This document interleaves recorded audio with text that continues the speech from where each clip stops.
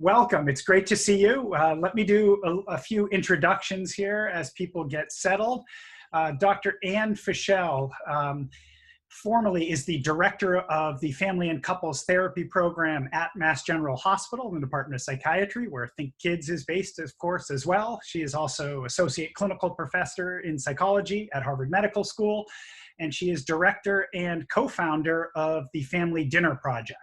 She also has written, I believe, 3 books at this point, and a couple that are going to be particularly helpful today are Home for Dinner, Mixing Food, Fun, and Conversation for a Happier Family and Healthier Kids.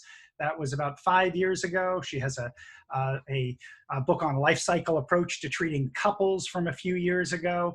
And most recently, the Family Dinner Project wrote a book called Eat, Laugh, Talk, the Family Dinner Playbook. That she will certainly talk some to us about today. Now, all that formal stuff aside, I will say that she also happens to be one of my favorite ever teachers and supervisors. And any trainees, psychology or psychiatry at Mass General Hospital is sort of always dying to take her courses on her reflecting team with couples therapy. And she was an incredible supervisor as well. So I learned a tremendous amount from her, and I'm really grateful that she's joining us here today. So Annie, thank you for being willing to share your time with us all. Oh, thank you so much for inviting me, Stuart. Stuart is the kind of student who makes a teacher look fantastic, is all I can say. One of my all-time favorite students, and now colleagues and friends. So it's really an honor to be here with you and your audience. It's these have become a little bit of mutual admiration societies. Last time we had my friend Dr. Bruce Perry on here, and we have to be careful not to spend all the time talking about just how much we enjoy each other's company and being colleagues. So a couple of things here with this audience. Some of the audience tends to be people who are really involved in our community of folks who've learned our collaborative problem-solving approach and are dedicated to helping support kids with behavioral challenges to better understand and help them in families, in classrooms, all kinds of places. And then we have folks, though, who are just looking for support with their families, with the kids that they teach, don't necessarily know our approach all that well, but have found these meetings helpful during the pandemic. So now let's lead in this way, I think. I've noticed something amazing, which is I've noticed amidst all of the stress and the misery and the loss and the uncertainty, that one of the few silver linings is that we have family dinner. And we had family dinner before, but it was hectic and we didn't always pull it off. We only pulled it off sometimes. And when we pulled it off, people were also sort of eager to finish up and get on to whatever they were getting on. And my kids, having spent the day on Zoom, they're not eager to get back on their electronics. And people sit at the dinner table and we talk. Now, I know that's not everybody's experience here, particularly if you have very challenging kids, but I'd love to hear, just for starters, and your observations about how your work fits in with this crazy new world we're in currently. Yes, so of course we never would have wished this on any of us, but it seems to be a silver lining. The Family Dinner Project, which, as you said, I co-founded 10 years ago, was built because we knew that 95% of parents think that family dinner is a great idea, but only about 30 to 40% of families are actually having it.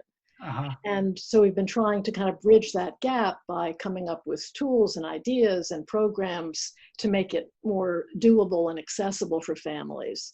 But the pandemic actually has done what the Family Dinner Project couldn't do. It's made families who never had family dinners together or rarely had them, now they're having them night after night. and not just dinner, why stop there? Also family breakfast, family lunch, family tea time.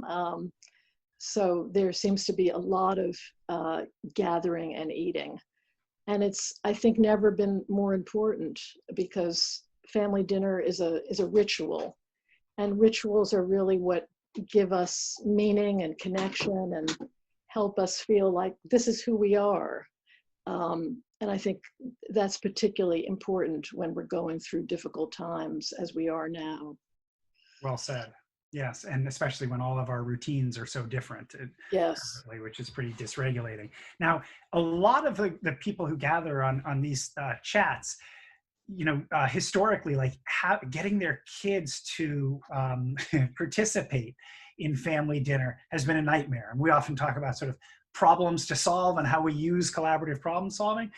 Having reasonable family dinners where people like eat something and emerge not at each other's throats has been a challenge. And I'm gathering that it's extra challenging in some ways now. What kinds of things can you suggest that are helpful to people thinking about the complicated nature of family dinners now? Yeah, I mean, everything is different. The food is different. We can't be so picky and choosy about what meals we're going to make. And so if we have selective or picky eaters in our family, that's going to be an extra challenge. We can't rely on asking, how was your day? Because we know how our days were. We've just spent the whole day with each other. So it's important to come up with some different ways to keep some liveliness at the table. And I think there are a bunch of ideas that we've come up with at the Family Dinner Project, and I've heard about from other families. One is to try to bring in some more ideas from the outside world. So that might mean throwing out your usual technology rules and watching a movie while you eat dinner, maybe even watching a movie about that has the theme of being tucked away from the rest of the world, watching The Martian or watching Castaway or Wild or Where the Wild Things Are if you have younger kids. And that might be spur on some conversation. Or playing part of a movie and turning off the sound and having family members guess what's being said on the film, or stopping it and asking family members to critique one scene or another.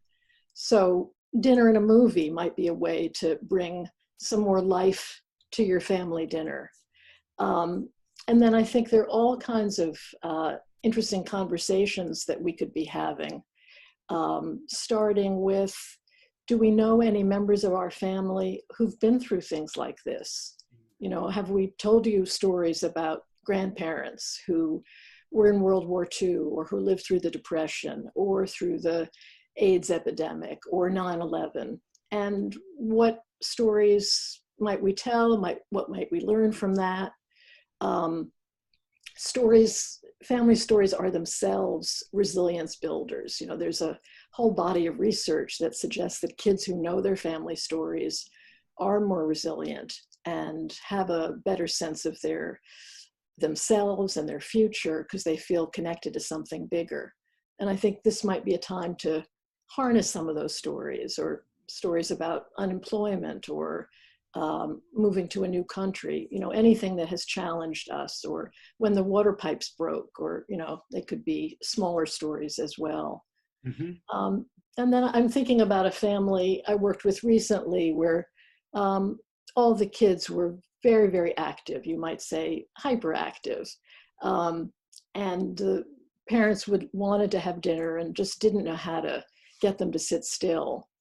And I made them a jar with about 30 different conversation starters stuffed in the jar, and suggested that they take it to dinner and pull the conversation starters out one at a time. And if there was a conversation starter they liked, they could answer it. If they didn't like it, they could push it back into the jar.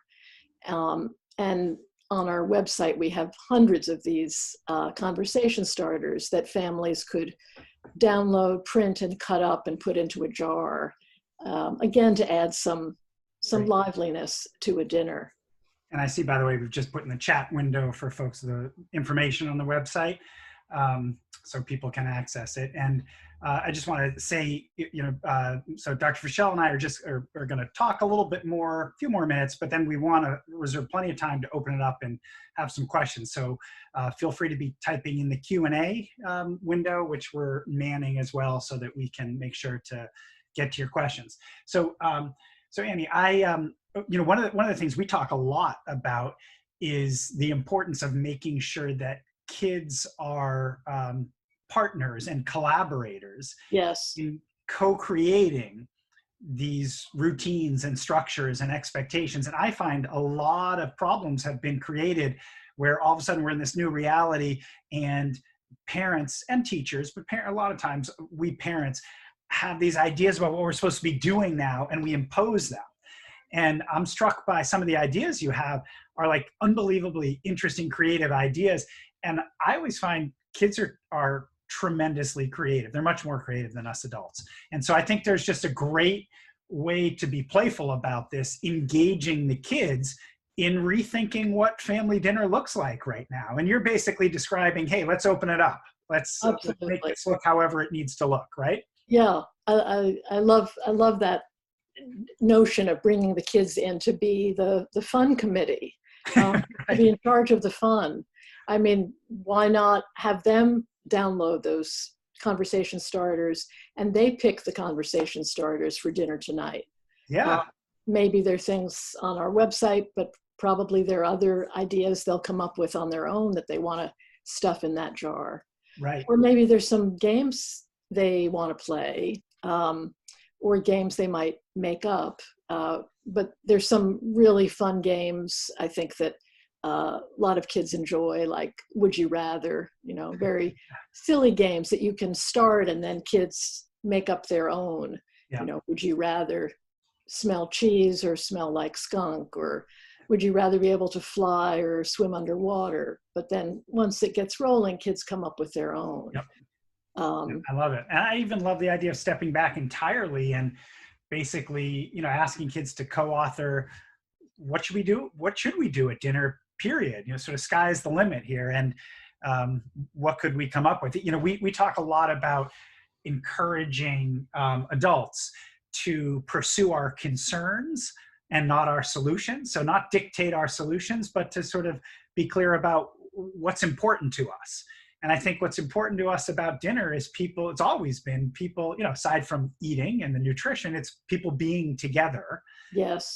And together apart from all the other things that impinge upon the day. And there's so many different ways to do that, of course. Yes. And I think also asking the question of kids, what would be relaxing? What would be fun? What would feel different from being on screens all day? Right. What do you think are the ingredients that should be part of our dinner that will really feel like a reset? Yeah.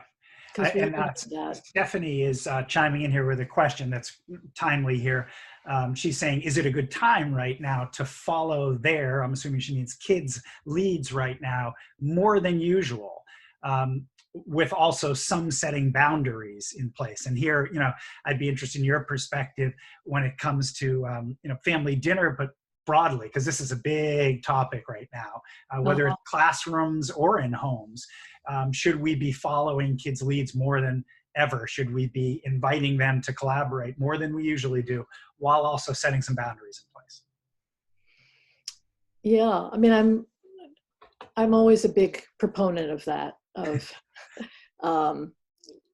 seeing what things kids have cooked up, literally what things kids have cooked up, giving kids sometimes carte blanche to make something new in the kitchen, or asking them to choose the recipe and then we make it together.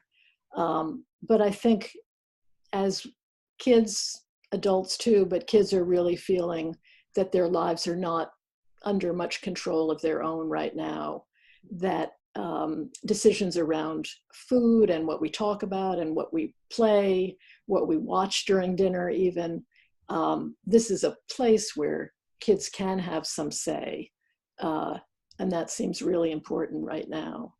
Yes, I've talked a lot about that with people lately, that, we all look for control, right? To feel regulated, Yes. and so much has been taken away from us in different ways now. Things feel very outside of our control. I know my phone, I get an alert and I'm constantly going to it or checking the news to see, what's our governor saying here in Massachusetts about what we're going to be able to do when, and things like that. And Yes. so you seek control. And I think having kids have an active hand in deciding the things they can right now is crucial. So Stephanie, I think it sounds like we would both agree that it is a good time to follow their lead. And I would just say, when Stephanie, you add, while setting some boundaries in place, that's what I was referring to before, that letting kids sort of take more of the lead doesn't mean anything goes, right? This is in our approach, what we call plan C, is when you drop your expectations entirely. This isn't plan C. This is saying, you have expectations, you have concerns that need to be addressed in whatever you come up with, but let's make the kids co-authors perhaps more than ever right now. So thank you, Stephanie, for raising that. So Annie, what else are you noticing in the work? Are you continuing to do the work that you do with families just now remotely by Zoom as well, like I have been?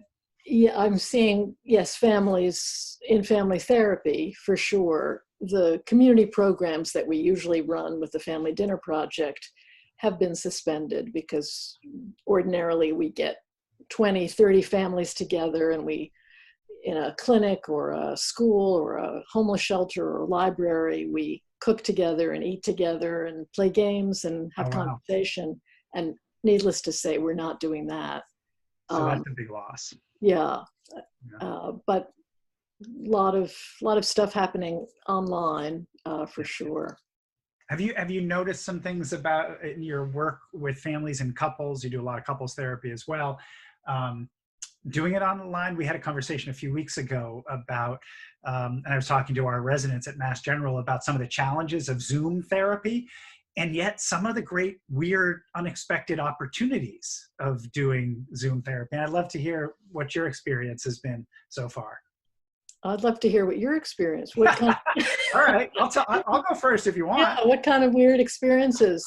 Well, all of a sudden you're beamed into people's actual living rooms. And like we have people, some of whom are probably on the call, who do provide in-home services. So they're going into the home. But when you do outpatient therapy, you're hearing reports of what's going on in people's homes. Right. And all of a sudden I'm in their living room. I'm in their kitchen.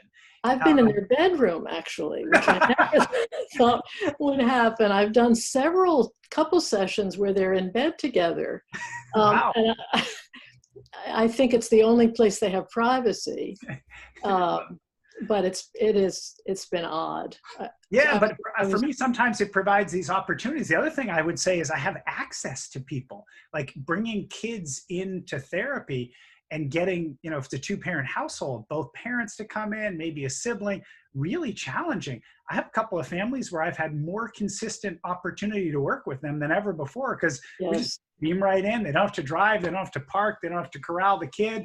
And kids are very comfortable with the technology too. So it's sort of interesting. It is.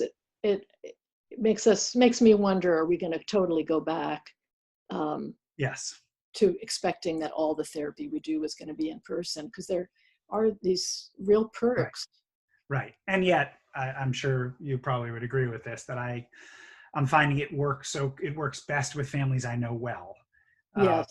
And I've been supervising some of our residents, that working with very complicated kids and families. Their first visits are online, and they're trying to develop a relationship with a kid who's got great reason to mistrust adults. And that's tough over Zoom. Yeah, it is. But attendance is certainly better. That's right. Yeah. So we have some other questions here, and we'll probably get back to some family dinner conversation, but you can see who our audience is here, some by the questions. So Kendra is asking, what about parents who don't feel comfortable giving their children those responsibilities, like taking the computer to download questions or other responsibilities that they're not comfortable handing over to the kids? Good question, Kendra, and I think we can both try to take this on for you here. Do you have some thoughts, Annie, about? Yeah, I mean, one of the things I love about family dinner is just how flexible and expansive it is. So even young kids could participate by stirring the soup or crumbling the cheese, or kids could be asked to make placemats for everybody at the table and customize them, and draw a picture and have parents guess which picture goes with which seat, or they could be involved in the cleanup. I mean, I think there are a lot of ways that kids can be given portions of the meal. I think, when kids are very active and can't sit still at the table, that energy can be harnessed. While you're up, could you bring water for everybody and let's pour it together? Or while you're up, bring the dessert over. So, I think if you sort of are in the mindset of trying to make kids stakeholders, to make them part of the family dinner, there are all kinds of places, small and large, that kids can be included and Yep. given some responsibilities. So if there's some responsibilities that feel like you're not so comfortable handing over those responsibilities, in other words, look for ones that you feel comfortable with that have less risk, but still accomplish the agenda of engaging the kids and having them feel some ownership over the process. Yes. Okay. Or here are two different games. Which one shall we play? Shall we Right. play Rose, Thorn, and Bud? Something positive, something negative, and something you hope will happen tomorrow? Or what I call the pandemic version of that, which is the cactus and the thorn. The cactus and thorn. The cactus are all the things that are difficult about being the pandemic. And the flower on the cactus is what you hope or you're looking forward to after the pandemic is over. All right. I like that. I like that. Which of those should we play tonight? Yeah. And you could even add, I mean, I do feel like we just talked before about some silver linings occasionally, family dinner, access and family therapy. There are always what my grandfather, who's 103, calls the secondary benefits of misfortune. And he's somebody who's been through, your earlier question, what people have been through. You've been through the Depression, the Great Depression. You have a perspective on this, and his perspective is amidst terrible misery that you have to look for some secondary benefits, some silver lining, something to hold on to have some optimism, really, for the future. Yeah. I think of Fred Rogers, who said, look for the helpers. And I think that's another thing as you explore family stories, to ask who were the helpers when your grandfather was going through World War II or the Depression, and Right. who are the helpers now, and even can we be helpers? Love it. That's great. It's funny. I just tweeted something from Fred Rogers, a Fred Rogers quote yesterday that came up somewhere or another. And I said to myself, gosh, I think Fred Rogers would have really liked our approach. I'm going to try to find it here. Where is it? Oh, here it is. He says, in times of stress, the best thing we can do for each other is to listen with our ears and our hearts, and to be assured that our questions are just as important as our answers. And I think one of the things we've found, Annie, is that there's so much flying around the internet about how to talk to your kids about coronavirus. And, one of the things we mention a lot is it's probably more important to think about how to listen to them than have these wonderfully formulated answers. It's the questions, it's curiosity, it's trying to hear from them what their experience is, what they're worried about, if they're worried, to see where they're at. Yes, I love that. All right, we have some other questions coming in here. So let me see what we've got here. Well, first, Dr. Gale says that we both now have used the term, or I know I did, of dysregulation. How would you simply define and describe it for children and youth? Great question, because it's a tough one, Dr. Gale. I'm happy to take first stab at that, or if you want to, I don't know. What do you think? Go for it. I don't think I use that word. You're off the hook then. Okay. So, you know, one of the things I like to say to people about dysregulation first is there's different types of dysregulation. I think we throw the word around pretty casually these days. And oftentimes people mean that it means sort of colloquially that it's like kids getting worked up. But that's a particular form of dysregulation, which is emotional dysregulation.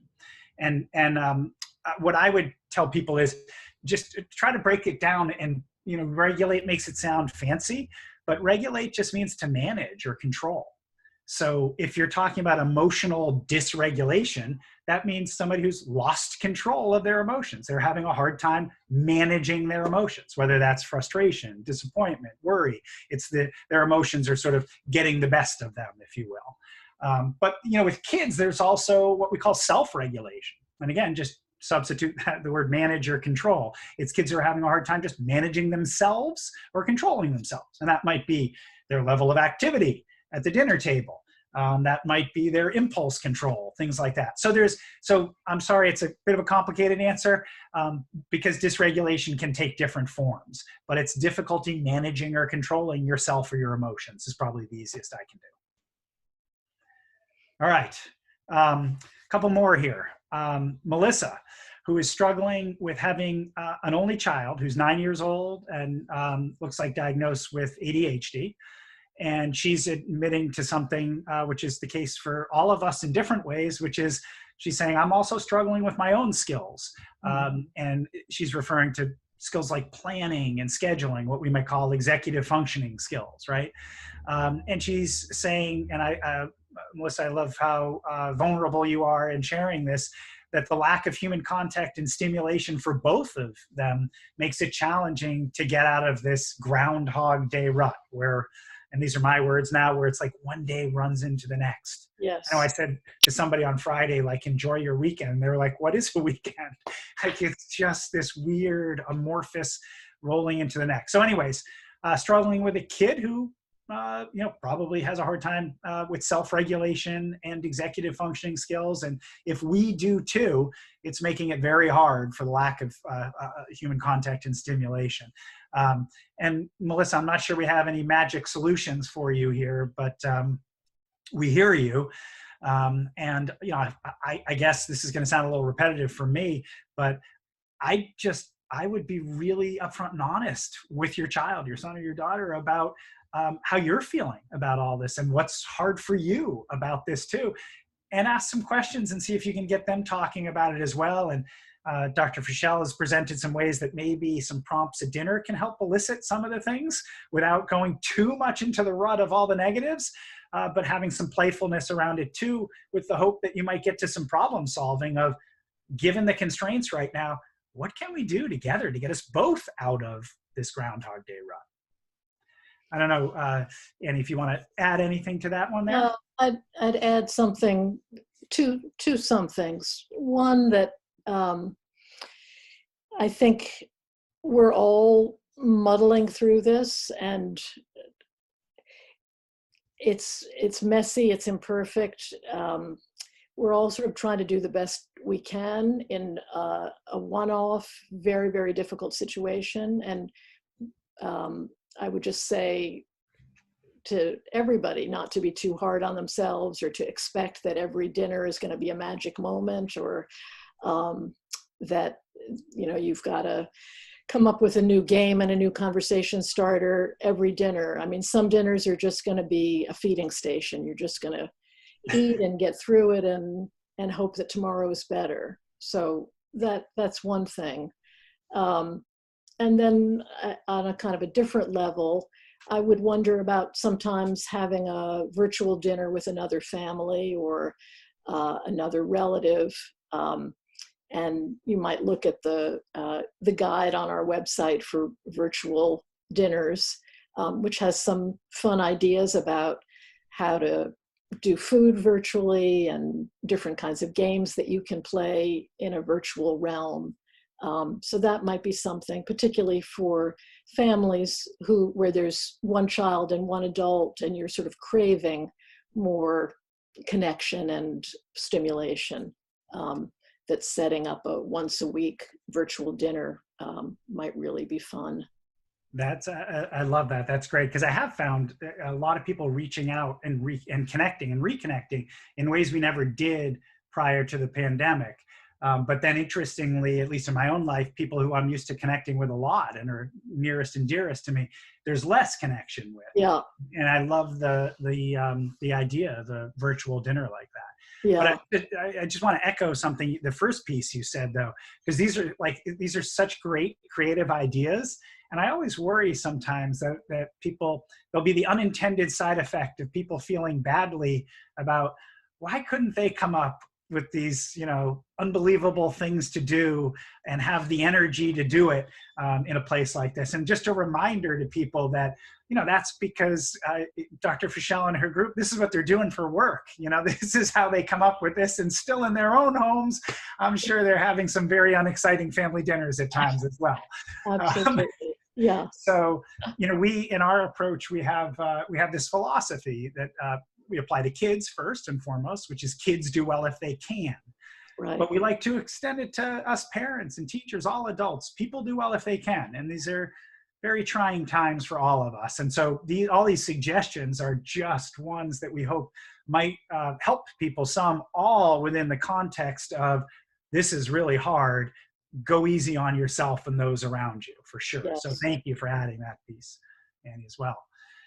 All right, next question here.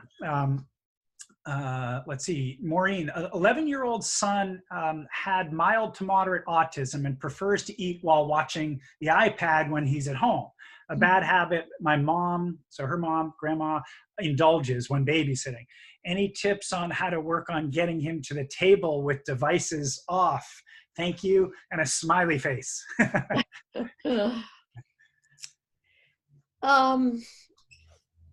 I guess my first thought is to join him. So if he's got a device, I would be interested in what he was watching during dinner and seeing if there was some way that others could watch the same thing or could engage him. I think about this is a little tangential, but I think about a father that we got to know with the Family Dinner Project named Scott, who had he was divorced, and he had his 3 sons every weekend, and he wanted to have family dinner, and they just wanted to eat as quickly as they could and then go back to their screens. And so he was very frustrated, but one night he said, "Humor me, sons, come to the kitchen. We're gonna make ratatouille over pasta." And they made it, and then they sat down and he put ratatouille on the screen, and they watched the film Ratatouille, and they would stop it and they would compare what they had made to what was being made on the film. And he said to us, if you can't beat them, join them. Yeah, I love it. So that was sort of my loose association to the child who wants their screen at dinner. What are they watching? What are they looking at? And could they talk about it? And could I find it on my screen? And that might be a starting point. Well, I love it. I have given many families advice that's similar in nature, that hasn't been in this period where it's just kids, who look fairly addicted to technology. And there's something in there that appeals to them tremendously. And the need for us adults in their lives to try to join that world and understand what it's about. And I often liken it to, for some reason with screens, we get a little bit more concerned, but I liken it to, it could be an artistic endeavor. It could be a sport. It could be something that you just aren't too into as a parent and don't quite understand why there's this fascination. Well, try to learn through their eyes what this is all about, and you might find your appreciation growing for whatever it might be. And even if it doesn't, you'll be joining your child in that. So I love that idea. The other thing I would add is I think that I have some sympathy for your mom, Maureen. Grandmothers do well if they can too. And I would say that grandmothers get extra and grandfathers dispensation. They're allowed to do some things that parents don't do. And while it makes it a bit tough for us parents, I think it's part of the deal. And I actually think it's helpful for kids because kids gain a lot from their relationships with important family members that don't have the same responsibilities and constraints as parental relationships. And so while it creates some challenges for us then on the back end, I think the benefits actually may outweigh the disadvantages in that. All right. And by the way, Melissa, just so you can know these here, Annie, Melissa was chiming in and thanking us and saying this is very helpful, and adding that we all need to have grace. It's a tightrope to balance having grace for yourself and teaching / facilitating responsibilities during this craziness. Melissa, thank you for noting that. I think that's really well said to Yes. give each other a break and give ourselves a break and still be pursuing expectations. And I can tell you the folks I feel the most for in this regard are our educators. And I know from recognizing some of the attendees here that we've got some educators here, including some educators joining us from places like, let's see, I recognize a few right off hand, from Louis Riel School Division in Winnipeg, Manitoba. It's especially hard for our teachers right now to be able to cut ourselves and our students some slack and still pursue our academic curriculum under these incredibly different circumstances. So yes, grace and balance, absolutely. Yeah. Yeah. We may not have balance in our work and family, but we can have balance between trying really hard and giving ourselves permission to not do it perfectly. We can have balance in terms of making room to have fun and be light, and also sort of express and have room for the heaviness, that the sense of loss and loss of control and loss of the future and when this is all going to end. There's a kind of a balance there between trying to keep things light and in the present, and also acknowledging how tough this is. Yeah, and I think one thing we also need to acknowledge is it's very different at different developmental points as well. So like some of the suggestions you've given are fantastic suggestions for young ones. And then I think about, I've got 3 of my own now where you're going to be shocked to know they're 21, 18, and 14. But so, my middle guy is a senior, right? I was probably closer to his age when we first met. My middle guy is a senior in high school, and the loss that class is having right now, and sort of how to engage kids, young adults at that age around the discussions, whether it's at family dinner or elsewhere, looks again very different than it does with our younger children. Yeah, I mean, I think this pandemic is hitting different developmental stages in a rougher way than others, and high school seniors, high school, college seniors, older people who were separated because one person is ill. Yeah. These are all. Yeah, I was just talking to someone yesterday who has a newborn, and she was saying one of the secondary benefits is her husband is working from home and has incredible time in the beginning with the baby. But something I hadn't thought about is her parents, who live very close, grandparents, have yet to meet this newborn. Yeah. Which, it's just really tough. So it's definitely hitting people at different ages, but we're seeing always, people are always impacted in some way. Yeah. Right. Carol, I'm just going to respond to your question quickly. Because we're running up against the clock. So she's looking for some strategies to manage a 6-year-old, a kindergartner, with some self-regulation issues. And I'm actually going to suggest, so that we don't give that short shrift, Carol, that you actually watch the recording of the previous CPS chat from last Tuesday, I believe it was. Was that last Tuesday? I think so, with Dr. Bruce Perry, who talked a lot about self-regulation during this time, and I thought had some really great ideas, particularly for younger ones as well. So I'm hoping that will be a helpful resource. Okay. Just to sort of wrap things up as we get close to the 2:45 Eastern Time bell here, I want to encourage people to find the resources in the chat window, both the resources at Think Kids, where we're offering parent groups and trainings all remotely at this point in time so that we can try to reach out to people. So please join us for those.